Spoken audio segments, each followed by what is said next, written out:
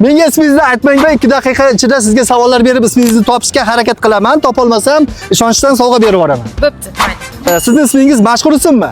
Da. Sizning ismingizdan maktabda sinfdoshlaringiz orasida yana bormi? Bor. 50 ta qizning ismini so'rab chiqsak, sizning ismingizdan nechta chiqadi deb Uchta o'ylaysiz? chiqishi mumkin. 3 ta chiqishi mumkin, ha? Ismingiz Anorami? Yo'q, bosh harfi. Bosh harfida? Ha. Sizning ismingiz mashhur insonlarda bormi? Blogerlarda bor, lekin Xonandalarda-chi? yo'q, hozircha yo'q. Kim bo'lishi mumkin? Ismingiz Dilafruzmi? Shunga yaqinroq. Dilfuzami? Yo'q. Ko'rinishimdan ma'lum-ku.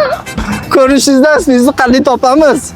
Ismingizni aytib ketishdan oldin Urgut ishonch savdo belgisidan sizga bitta sovg'a. 6-dan 12-aprelgacha ishonchning barcha filiallariga tashrif buyurib, istalgan meblingizni 12 oyga foizlarsiz xarid qilishingiz mumkin. Magika kiras kerak. Boshlang'ich to'lovlari ham yo'q.